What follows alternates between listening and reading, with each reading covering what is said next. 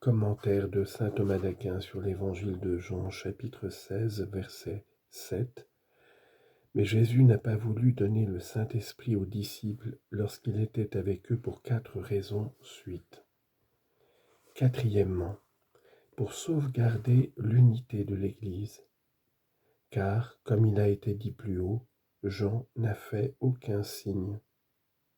Jean chapitre 7, verset 39. Pour que le peuple ne se divise pas à l'égard du Christ, et pour qu'apparaisse avec plus d'évidence l'éminence du Christ par rapport à Jean. Les disciples, quant à eux, devaient être remplis de l'Esprit Saint lui-même pour faire des œuvres plus grandes que celles que le Christ a faites. Citation.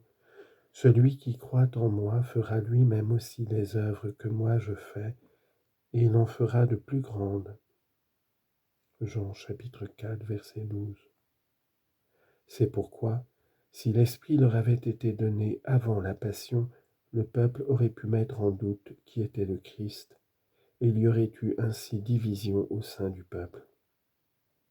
Citation. « Montant dans les hauteurs, il a donné des dons aux hommes. » Psaume 67, verset 19. Selon Chrysostome, on peut tirer de là un argument contre les Macédoniens qui disent que l'Esprit Saint est une créature et ministre du Père et du Fils. Car s'il en était ainsi, l'avènement de l'Esprit Saint ne serait pas une consolation à l'égard du départ du Christ, de même que ce ne serait pas une consolation suffisante au départ d'un roi si on mettait à sa place l'un de ses ministres. C'est donc parce que l'Esprit Saint est égal au Fils que le Seigneur les console par la promesse de l'Esprit Saint. Mais si le Fils et l'Esprit Saint sont égaux, pourquoi est-il bon que le Fils s'en aille pour que vienne l'Esprit Saint ? C'est parce qu'il s'en allait corporellement et qu'en même temps que le Saint-Esprit, il venait invisiblement. Car si le Fils avait habité invisiblement et disait « Il est bon que je m'en aille, parce que l'Esprit Saint viendra », l'Esprit Saint serait considéré comme plus grand que lui. Précédemment, le Seigneur a consolé les apôtres en leur promettant l'Esprit Saint. À présent, il montre l'utilité de la venue de l'Esprit Saint pour eux. Et il montre 3 aspects de cette utilité, pour le monde, pour les disciples et pour le Christ. Pour le monde, parce que l'Esprit Saint en venant convaincra le monde. Pour les disciples, parce qu'il les instruira. Pour le Christ, parce qu'il le glorifiera. Le Christ expose donc d'abord l'utilité de la venue de l'Esprit Saint pour le monde, puis il l'explique. Versets 8 à 11 de ce chapitre 16. Et quand il sera venu, il convaincra le monde au sujet du péché et de la justice et du jugement. Du péché parce qu'ils n'ont pas cru en moi, de la justice parce que je vais vers le Père et vous ne me verrez plus, du jugement parce que le prince de ce monde a déjà été jugé. Il dit donc, il est bon pour vous que moi je m'en aille, parce que je vous enverrai l'Esprit Saint, et quand il sera venu, il convaincra le monde au sujet du péché, de la justice et du jugement.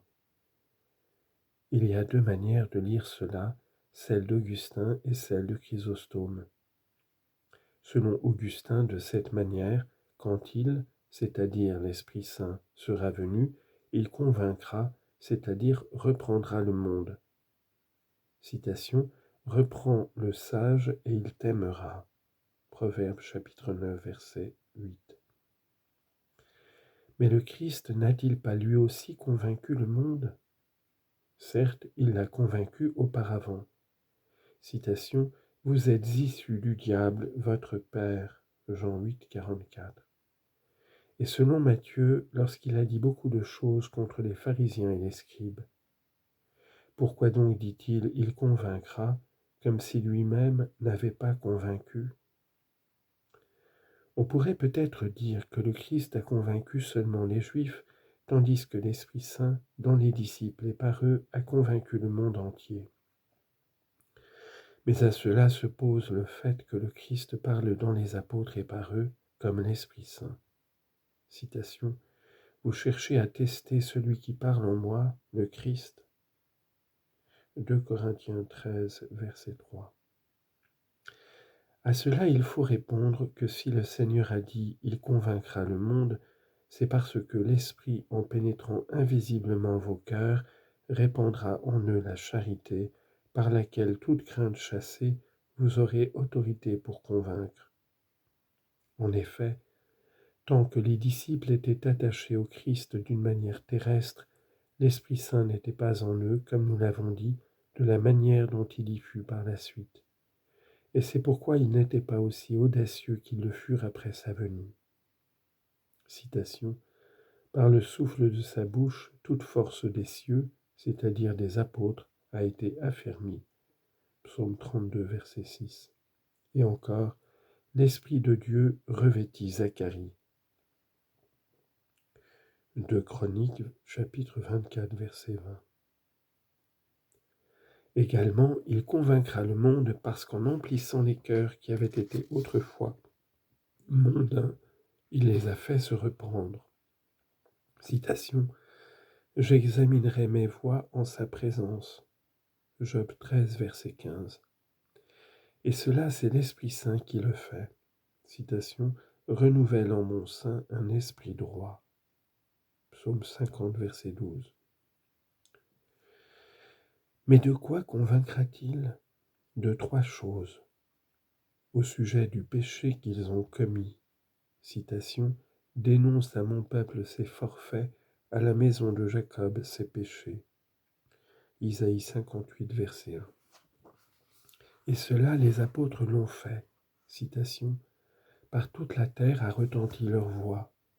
Psaume 18, verset 5. De même au sujet de la justice qu'ils ont négligée. Citation. Ils n'ont pas accompli la justice. Isaïe 59, 4. Et cela aussi les apôtres l'ont fait. Citation. Il n'y a pas de juste, pas un seul, dit saint Paul. Romains 3, 10, citant le psaume 13, verset 3. Enfin, au sujet du jugement qu'ils ont méprisé, car comme le disent les proverbes, l'impie, une fois arrivé à un abîme de péché, méprisera. Proverbe 18, verset 3. Et encore, il a méprisé mes jugements au point d'être plus impie que les païens. Ézéchiel 5, verset 6. Versets 9 à 11. Du péché parce qu'ils n'ont pas cru en moi, de la justice parce que je vais vers le Père et vous ne me verrez plus, du jugement parce que le prince de ce monde a déjà été jugé. À présent, le Seigneur explique ce qu'il a dit, d'abord au sujet du péché, et cela parce qu'ils n'ont pas cru en moi. L'Esprit Saint convainc seulement du péché d'incroyance, car par la foi tous les autres péchés sont remis. Selon Matthieu, au jugement dernier, le Seigneur n'impute aux damnés que le manque de miséricorde, parce que par la miséricorde tous les péchés sont purifiés. Matthieu chapitre 25, versets 34 et suivants. Il en va de même ici, parce que lorsque l'incroyance demeure, tous les autres péchés sont retenus, et lorsqu'elle disparaît, ils sont remis.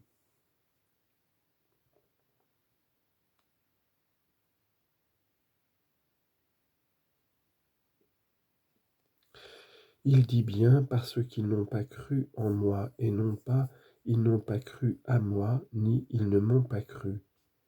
Parce que les démons croient que le Christ existe et ils se mettent à trembler. Jacques 2, 19. Mais ils n'ont pas cru en moi avec une foi formée par l'espérance et l'amour.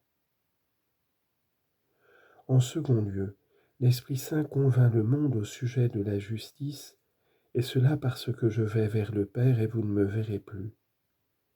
On peut expliquer cela de 2 manières, selon qu'il s'agit de la justice du Christ ou de celle des apôtres.